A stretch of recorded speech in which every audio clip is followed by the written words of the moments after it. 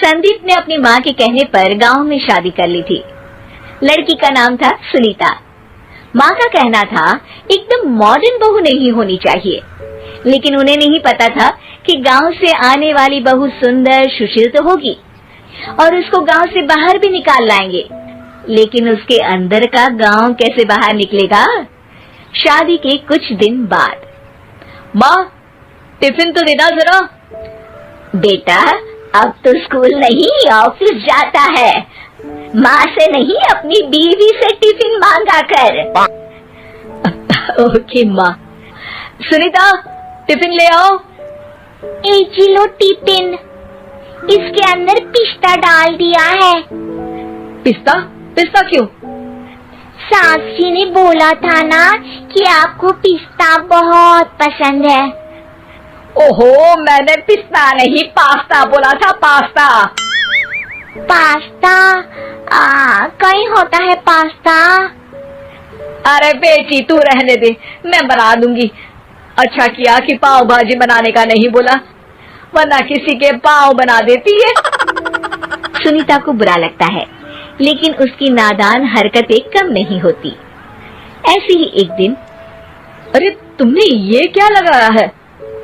अरे आप वो फूस फूस करके लगाते हैं ना, वही। डियो? कहाँ दियो? किसको दियो? अरे वही ना जिससे खुशबू आती है। हाँ हाँ सही पकड़े हैं। अच्छा लेकर तो आना। कौन सा डियो लगाया तुमने? अभी लेकर आते हैं जी। संदीप की बात मानकर सुनीता अंदर से खुशबू वाला फुसफुस लेकर आती है। OMG! OMG मतलब ओ माय गणेश ना। अरे OMG छोड़ो, और ये खुशबू वाला फुसफुस की बात कर रही थी तुम? हाँ इसी की, फिर से सही पकड़े हैं।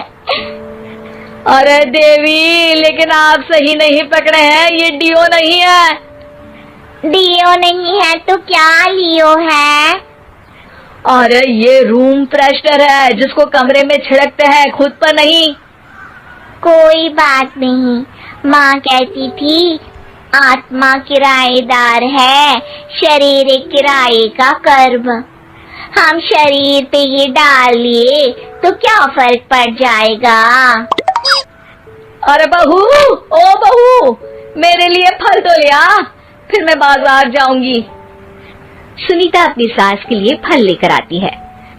अरे बेटा, पपीता, तरबूज और सेब फल ऐसे कैसे खा लूं, काट कर तो लिया। माँ जी, मेरे गांव में तो खेत से उठा के सीधा खा लेते हैं। अरे ये तेरा गांव नहीं है ना। अरे संदीप, तू ही कुछ समझा देना इसको बेटा। मैं कैसे समझाऊं माँ, ये तो माइक्रोवेव को भी भट्टी बोलती है। कल मैंने बोला हाय कैसी हो, तो बोलती है किसी को हाय नहीं लगानी चाहिए। अरे सुनीता, तेरा क्या होगा? अभी तो कैसे बताऊं माँ जी, अभी हम कुछ करेंगे फिर पता चलेगा क्या होगा, लड़का या लड़की। हे भगवान, कहाँ से आ गई है? रामपुर से जी, आप ही तो लेकर आए थे मुझे। अरे मुझे माफ कर दो। पहले कोई गलती तो करिए जी, आपकी तो सारी गलती माफ कर देंगे हम। हाँ अरे बहू, मेरी बात सुन, फल यानी कि फ्रूट जब भी लाए ना तो काट कर लाना, ठीक है? जी ठीक है माँ जी, फल यानी फ्रूट यानी काट के लाऊंगी। सुनीता रोज ही कोई ऐसी हरकत कर देती जिसकी वजह से उसे घर में दो बातें सुननी पड़ती। एक दिन, माँ मेरे बॉस घर पर आने वाले हैं शाम को, उनका बर्थडे है, फैमिली साथ नहीं रहती उनके, तो यही पार्टी कर लेंगे। उनको अच्छा लगा तो शायद मेरा प्रमोशन भी हो जाएगा। मैं ना फ्रूट केक लाकर फ्रिज में रख दूंगी और तेरे साथ आज खाना मैं बनाऊंगी, ताकि जब साहब आए तो खाने में कोई गड़बड़ ना हो। शाम को जब सारी तैयारियां हो जाती है, संदीप के साथ बड़े साहब भी घर आते हैं। फ्रूट केक तो ले आना बहू, फिर खाना खाएंगे। अरे इस सब की क्या जरूरत थी, आपने बुलाया वही काफी है। सर, आपका परिवार शहर में नहीं है तो हम ही आपके परिवार जैसे हैं सर। इतने में ही सुनीता फ्रूट केक लेकर आती है और बड़े साहब की टेबल पर रख देती है, और जैसे ही केक के ऊपर का बॉक्स हटाती है, ओह, ये क्या है? केक तो कटा हुआ है, मैं तो ऐसा नहीं लाई थी।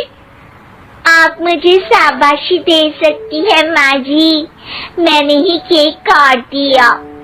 आपने कहा था ना, फल यानी फ्रूट यानी हमेशा काट के लाना, तो फ्रूट केक भी तो फ्रूट ही है ना, तो मैंने पहले ही काट लिया, होना मैं समझदार। अरे बहू, ये क्या किया? केक हमेशा वही काटता है जिसका जन्मदिन होता है। तुझे एक बात भी समझ नहीं आती, एक नंबर की बेवकूफ है। पूरा माहौल बिगड़ चुका था। संदीप को लगने लगा था कि साहब उसे प्रमोशन तो दूर की बात है, कहीं डिमोशन ना देते, लेकिन साहब बीच में ही बोल पड़ते हैं। अरे कोई बात नहीं, ये इनकी बेवकूफी नहीं है, इनका भोलापन है। बेटा आप कहाँ से हो?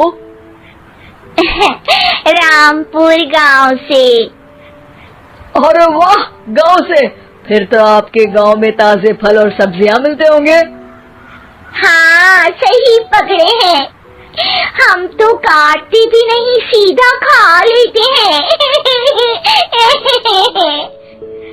मैं ना एक बार तुम्हारे गांव घूमने जरूर चलूंगा।